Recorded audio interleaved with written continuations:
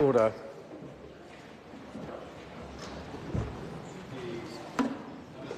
Lawrence Yule. Ke te iwi o Ngāti Kahungunu, tēnā koutou. To all the people of Ngāti Kahungunu, greetings. Ki ngā hapu whānui o Hiratonga, tēnā koutou. To all the hapu of Hiratonga, greetings. Ki ngā kāmatua o Hiratonga, tēnā koutou. To all the elders and leadings of Hiratonga, greetings. Kia ora mau, te aroha, me te manaki ki a mo rira ro nā. Thank you for the love and support you have given me over the years. Tēnā koutou, tēnā koutou, tēnā koutou katoa. Mr. Speaker, it is a tremendous honour to speak for the first time at the beginning of the 52nd Parliament. It is a privilege to represent the people of Tukituki in this House, and I thank them for voting and bringing me here. Mr. Speaker, I acknowledge you and congratulate you on your appointment, as I acknowledge the appointment of former Hawke's Bay resident, the Honourable Anne Tolley, as Deputy Speaker, and other presiding officers. I acknowledge all leaders of this House and all political parties and respect their seniority and mana. Congratulations to the Prime Minister, the Right Honourable Jacinda Ardern, Deputy Prime Minister, the Honourable Winston Peters, and to all ministers. I acknowledge the Right Honourable Bill English and the Honourable Paula Bennett as Leader and Deputy Leader of the National Party. On behalf of all of us National MPs, I wish to thank both of you for your outstanding performance across the nation in the recent election campaign.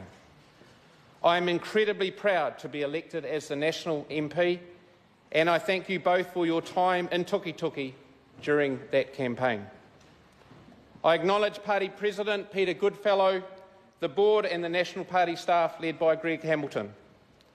I offer a particular vote of thanks to Central Regional Chair Bernard Cleary for his support, advice and personal help.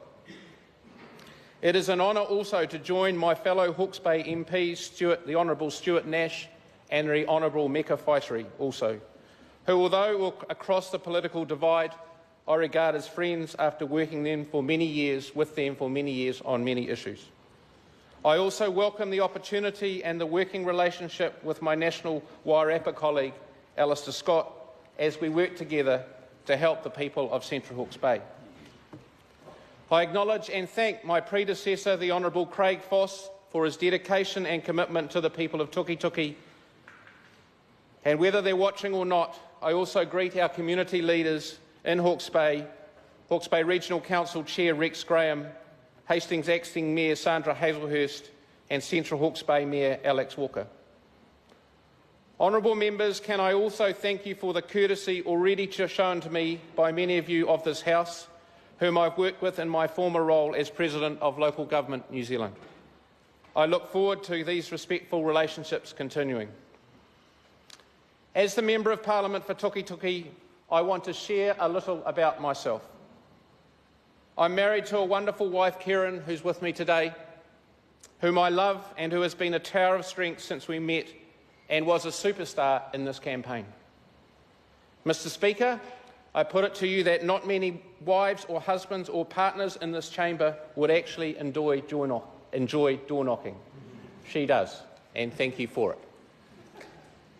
I am a father of 4 wonderful adult children from a previous marriage who are doing incredibly well.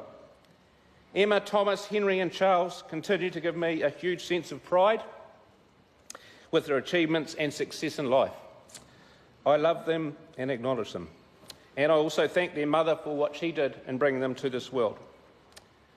My mum, who's in the gallery, and my late father gave myself and my siblings an idyllic life, surrounded with love in a Christian household. We never wanted for anything, but we had modest means. My brother Andrew and sister Jeanette have both been a supportive part of my nuclear family, and as siblings we've all supported each other through life's rough patches. I thank Kieran's parents, although they are unable to be here today, for their love and support, complete with a free-flowing political advice and a bit of alcohol to boot. My dearest friend Michael Hindmarsh and Peter Royal have sorted all my political campaigns and are hoarding professionals to die for. They have heard on countless occasions that this would be my last time, probably about 5, and when this campaign started, they stuck with me again, only the task was 100% larger. We met through Board of Trustees elections at Sheridan School, and they have been my friends and lifelong friends ever since. To Trevor Helson, Tuki electorate and campaign chair, who sits with us today, thank you for a full-time voluntary role during the campaign. You were supported by a wonderful and energetic team, and we achieved a wonderful result. Thank you to all of you who have continued to support me today, helped during the campaign, and for those that helped financially. Members, I am proud to say I represent the people of Hastings, Flaxmere, Havelock North, Whakatū, Clive, Hamoana, Otani, Onga Onga, Tikakino, and the Heratonga and Ruatūrapa Plains, and rural hinterland places, the likes of Otamari, where I was brought up.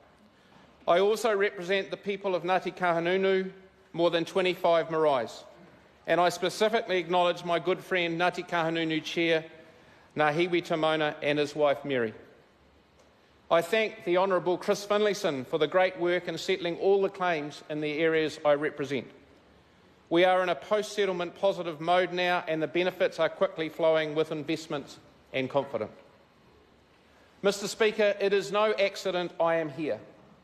As my father was a political and National Party stalwart and supported former Speaker of the House Sir Richard Harrison and Waikato Moana MP, the Honourable Roger Macleay.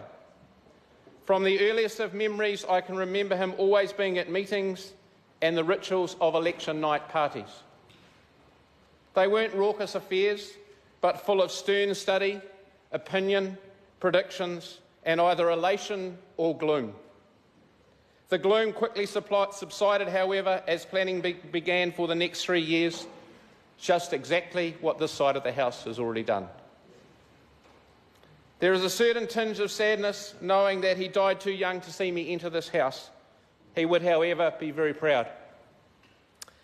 Mr Speaker, I come here as the oldest member of the national class of 2017. I prefer the nickname Uncle than Dad, but what a great group of national MPs I have joined. And I also acknowledge Nicola Willis, who I'm very hopeful will join us very shortly. We've all come here to make a difference to a positive New Zealand. While I've been a Mayor of Hastings, President of Local Government New Zealand and Chair of the Commonwealth Local Government Forum, I start this new journey with great optimism for both a change in the environment and for New Zealand. I've been out of National Party politics for decades, but I am excited to rejoin. Unlike many, I am fortunate to have enjoyed a good life. I still have good health. I've come from a loving, stable family. I have a university education, and I've had an enjoyable career. Despite this, though, my work, my faith and my Christian upbringing has shown me that many people are not so fortunate. I enter this place to make a difference for those who have not enjoyed what I have. I enter this Parliament to improve things for the many people, my people and all of New Zealanders. I do so, however, from a philosophical viewpoint that we need to empower people to succeed, not fund them to do so. I also have a fundamental mantra that people can spend their own money more efficiently than any form of government, whether it's central or local. This does not mean I do not support the state or local councils as collective ways of doing things more efficiently. I support both, but we should always remember that neither actually has any money. The money and support people receive in health, education or welfare is our money. As we ration services or build infrastructure, we should constantly assess what makes sense, even if the approaches need to be very different from the past. My life has been a journey made all the richer for my growing understanding of what is important to Māori. In the last 20 years, I've grown huge respect for the long-term relationship-driven perspective that comes from our treaty partners. I've learned a great deal about patience, the very real understanding of land, water and cultural assets.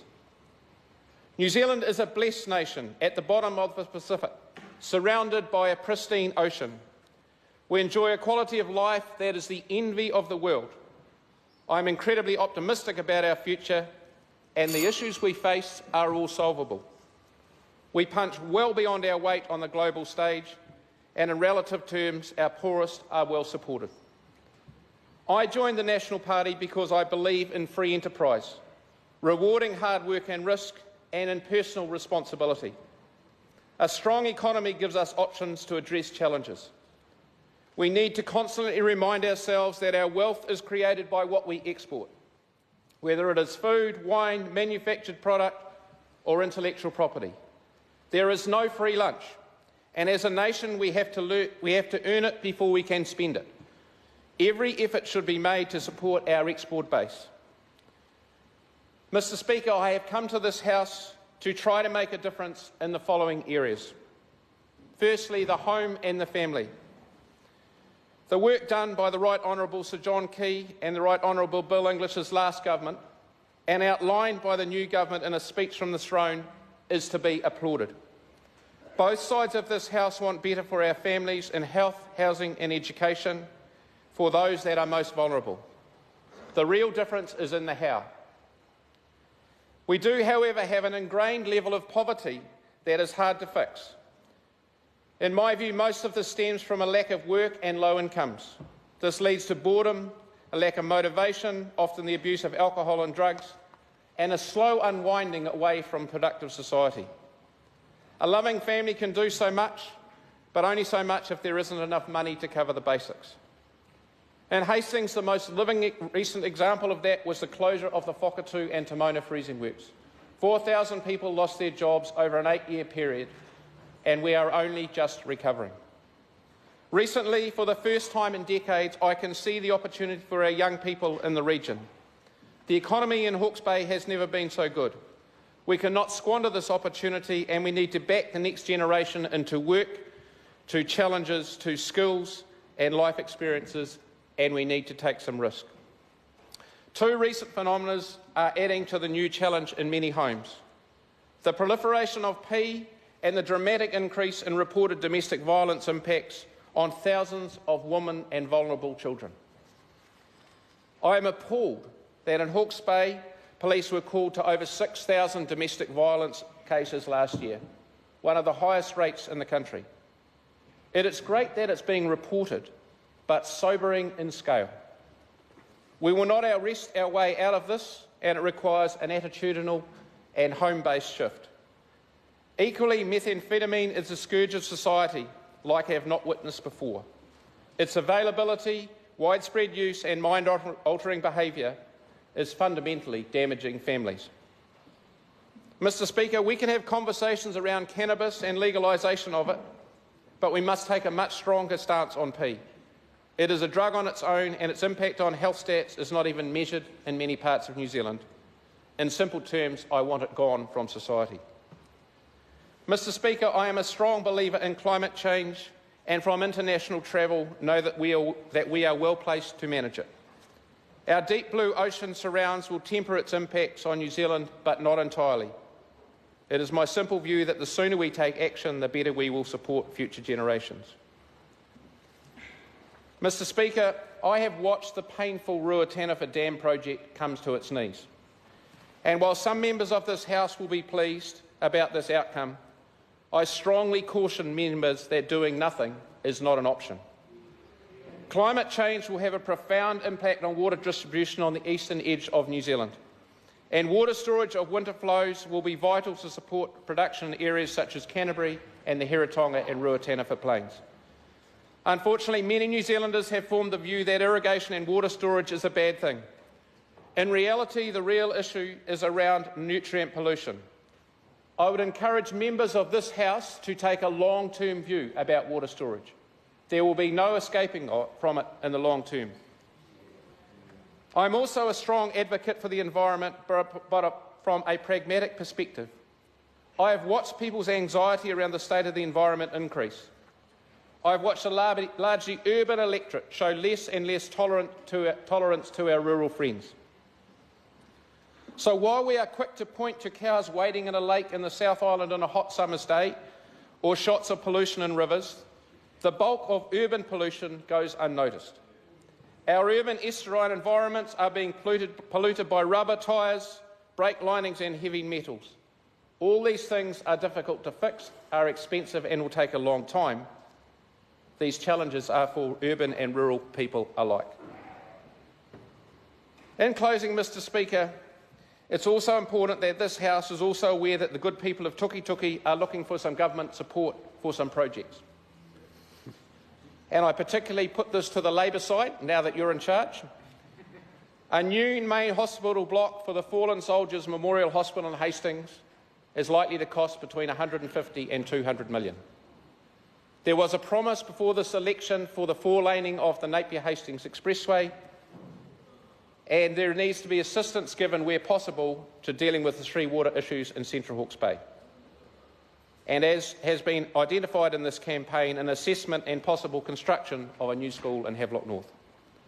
Mr Speaker, in closing, I am incredibly grateful to the people of Tukituk for placing me in this chamber.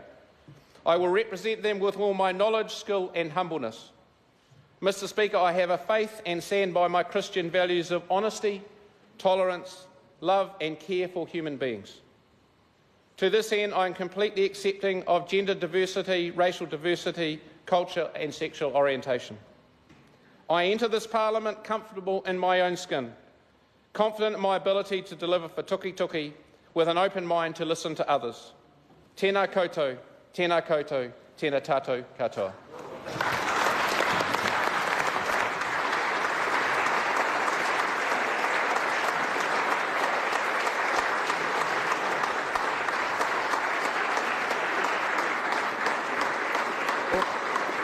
Order.